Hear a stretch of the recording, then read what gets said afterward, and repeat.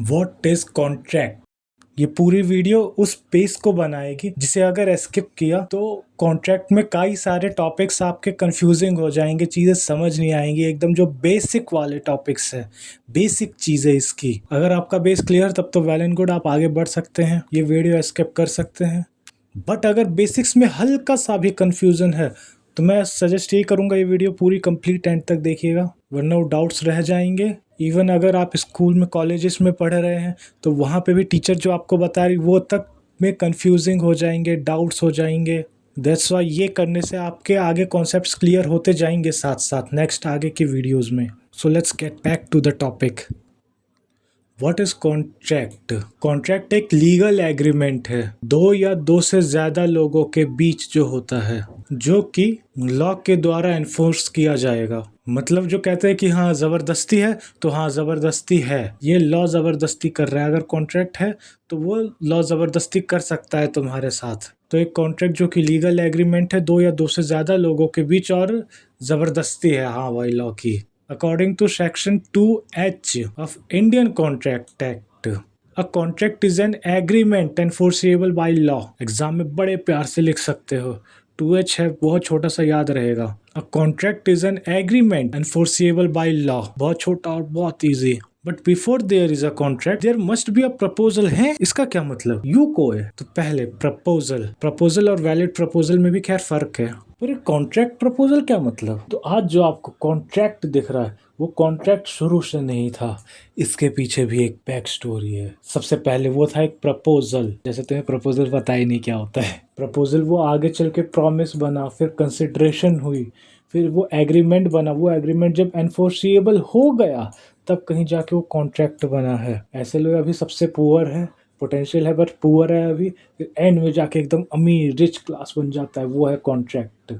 तो पहला proposal you का हो गया है वैलिड प्रपोजल। प्रपोजल तो ऑब्वियसली बहुत चीज़ों के होते हैं जो तुम, ठीक है नहीं बोल, अब किसी कोई बोला कि गांजा खरीदो, ड्रग्स खरीदो, तू मुझे गांजा बेच मैं तुझे ड्रग्स बेचूंगा, है तो ये भी प्रपोजल। बट क्या वो उसे वैलिड बोल सकते हैं। गन बेचने की चीज़ें ये सारी वैलिड में आएंगी नहीं, तो ऑब्वियसली प्रपोजल वैलिड प्रपोजल की ही बात कर रहे हैं। मिनिमम दो पार्टीज होंगी ही होंगी, दो से कम नहीं हो सकती, ज़्यादा हो सकती है कम नहीं। इन दो पार्टीज में क्या आते हैं, सबसे पहला प्रपोजर जो कि प्रपोज कर रहा है, दूसरा एक्सेप्टर जो एक्सेप्ट कर रही है या रहा है। क्योंकि तुम्हें ऐसे ही याद होता है मुझे पता है, तो अगर ये डायग्राम्स याद कर सको तो वेल एंड गुड, बहुत बढ़िया है। अगर ना हो तो भी कोई दिक्कत नहीं, धीरे धीरे ये याद हो जाएंगे बहुत अच्छे से। तो व्हाट इज प्रपोजल, ये याद हो जाए तो बढ़िया, नहीं तो कोई नहीं। व्हाट इज प्रपोजल, तो कॉन्ट्रैक्ट का फर्स्ट स्टेप प्रपोजल है। तो what is proposal, according to section 2A of Indian contract act. अगर ये एग्जाम में लिखोगे तो भी दबदबा बन जाएगा तुम्हारा। जब कोई बंदा अपनी अपनी चाहत किसी और के आगे प्रकट करता है कुछ काम करने के लिए या कुछ ना करने के लिए, किसी भी चीज़ का हो सकता है, तुम अच्छे से जानते हो क्या है ये, किस तरीके से जो तुम सोच रहे हो बस वही चीज़ है प्रपोजल।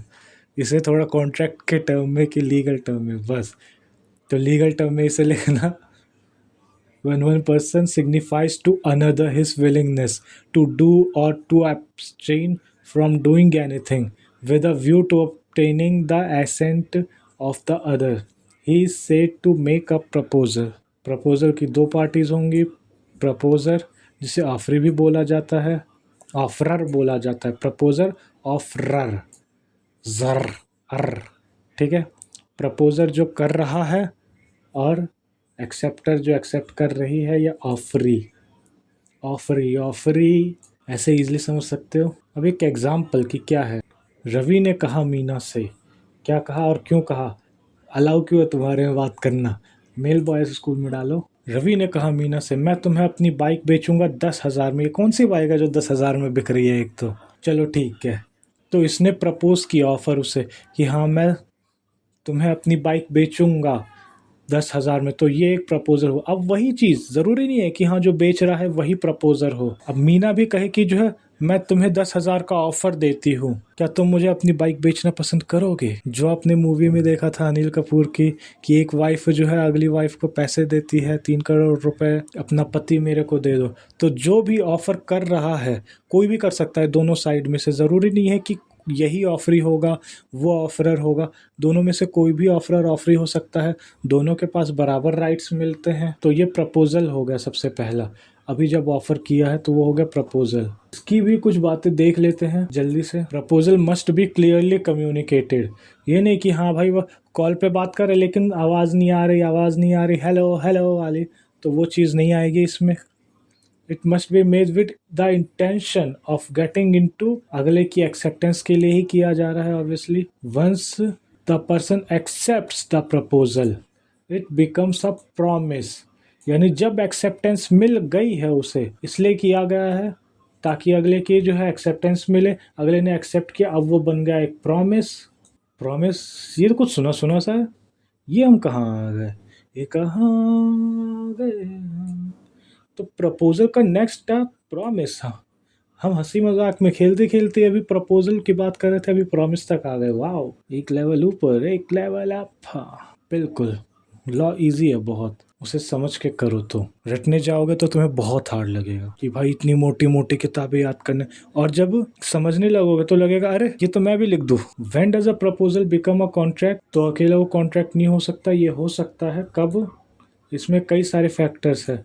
जब अगले बंदे ने एक्सेप्ट कर लिया तुम्हारा प्रपोजल सेक्शन 2B के अकॉर्डिंग, वहाँ पे फ्री कंसेंट होनी चाहिए, कोई ज़ोर ज़बरदस्ती नहीं। ज़ोर ज़बरदस्ती से किया हुआ साइन कोई भी ऑफर वैलिड नहीं माना जाता है। लॉफुल कंसिडरेशन होनी चाहिए। कंसिडरेशन क्या होती है? Something of value exchange. जैसे कि अभी हमने बात की बाइक बेची तो बदले में पैसा दिया है। अगर पैसे के बदले बोला जाए कि बदले में मैं तुझे गांजा दूंगा, बदले में मैं तेरे किसी आदमी को टपका दूंगा, तेरे दुश्मन को टपका दूंगा, क्या ये लॉफुल होएगी?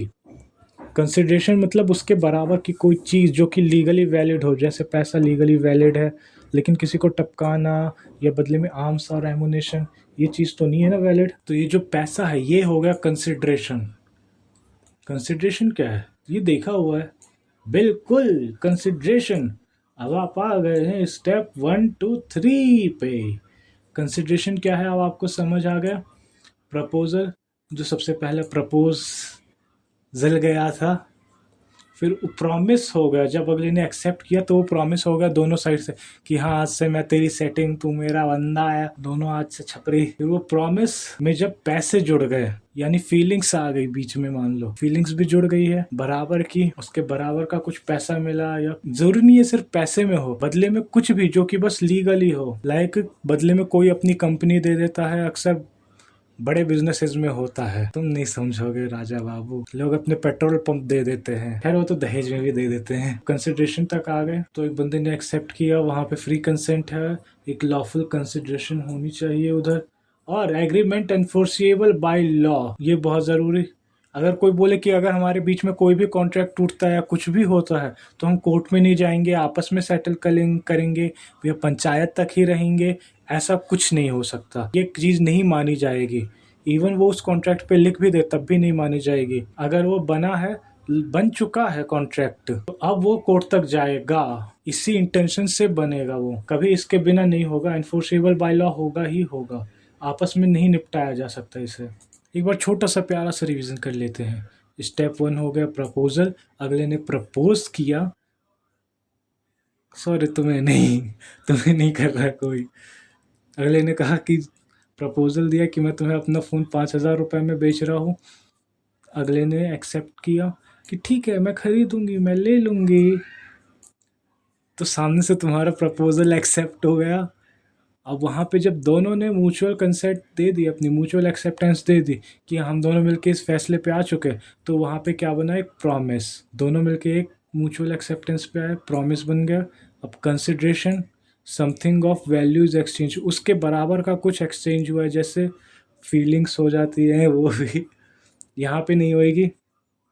यहाँ पे पैसा है, और यहाँ पे पैसा सर्विसेज लाइक वकील क्या कर रहे हैं, डॉक्टर क्या कर रहे हैं, वो सर्विस ही तो प्रोवाइड कर रहे हैं ना तुम्हें। गुड्स, माल तो है ही माल, और पैसा आप बढ़ाना भैया सबसे बड़ा रुपया। हर चीज़ के लिए तो कंसिडरेशन मतलब मनी मानी ही जाती है, मेन फैक्टर मनी ही है। और फिर legal intention, step 5, both parties, ज़रूरी है तुम लीगल बाइंडिंग हो। ये नहीं कि हाँ कोई चीज़ हुई तुम आपस में निपटा लोगे, हम सबसे बड़े हैं तो नहीं। लीगल बाइंडिंग है तुम्हारे ऊपर, तुम्हें ज़बरदस्ती है, कोई नहीं रोक सकता कोर्ट को इंटरफेयर करने से। तो both parties are wanted to legally binding. और जब ये सारी चीज़ें हो गई तो मुबारक हो, आपका कॉन्ट्रैक्ट बन चुका है।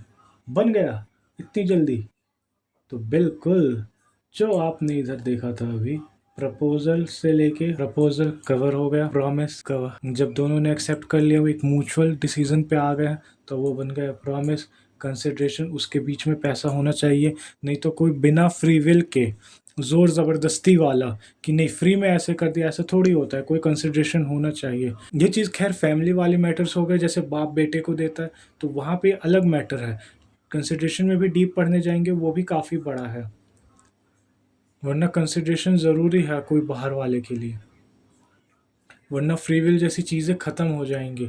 जब ये तीनों चीज़ें मिल गई तो अब बन गया वो एक एग्रीमेंट। एग्रीमेंट एनफोर्सेबल है, यानी ज़रूरी है कि कोर्ट बीच में इंटरफेयर कर सकता है, तब जाके वो बना कॉन्ट्रैक्ट। अब मे बी आपको ये पूरा याद रहे अच्छे से, याद तो करना है। ये प्रपोजल एक्सेप्ट हो गया, दोनों के म्यूचुअल कंसेंट से प्रॉमिस, बीच में आ गया रुपया पैसा, तो वो बन गई कंसिडरेशन।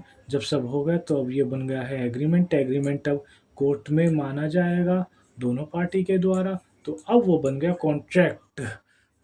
आखिरकार कॉन्ट्रैक्ट बन ही गया। बहुत मुश्किल था, बहुत मुश्किल, बहुत बहुत बहुत। एक एक्स्ट्रा टिप दूं क्या? Extra tip, when is a contract not valid? मतलब कॉन्ट्रैक्ट एक तो इतनी मेहनत के बाद बना, उसके बाद भी कह रहे हो नॉट वैलिड, शर्म है कुछ? A proposal will not become a contract. Proposal contract नहीं बन पाएगा अगर एक्सेप्टेंस इज नॉट क्लियर और नॉट कम्युनिकेटेड। कि वन साइड से तुमने बोल दिया कि अरे मैं तो 10,000 में बेच रहा हूँ, इसमें में तो कोई भी ले लेगा बाइक मेरी। तो यहाँ पे अगले के साथ अगले को सीधा ऐसे ही प्रॉपर नहीं हो पाए कम्युनिकेशन, नॉट क्लियर।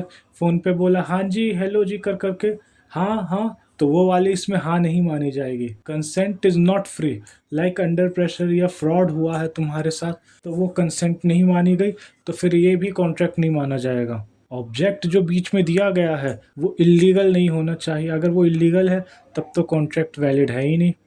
लाइक चरस बेच रहे हो तुम, कोई गलत चीज़ बेच रहे हो जो कि लीगल नहीं है। One party is not competent, like कोई माइनर है, बच्चा है छोटा, या इंसेन, थोड़ा सा मेंटली डिसेबल वाला बंदा है, तो उन लोगों के कॉन्ट्रैक्ट नहीं माने जाते। उनके बिहाफ पे कोई और कर सकता है, उनका गार्जियन कर सकता है, पर वो नहीं कर सकते हैं खुद से। इसके अलावा कुछ शॉर्ट टर्म्स हैं, ज़रूरी एक बार फिर से करेंगे।